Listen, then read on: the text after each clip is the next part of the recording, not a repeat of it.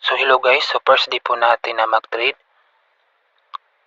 So nagsin sila po ng product or signal sa punta po tayo sa ating Telegram. So ayan. So follow the instruction. So ayan, XTJ. So punta sa DT and then market. Tap po natin.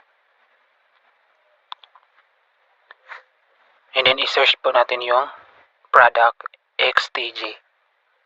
XTJ. So ayan, and then i-tap po natin.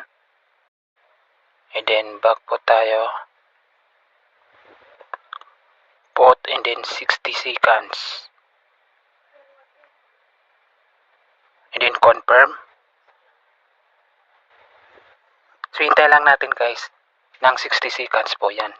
So pagkatapos po ng countdown, so i-check po natin, so madagdagan po yung ating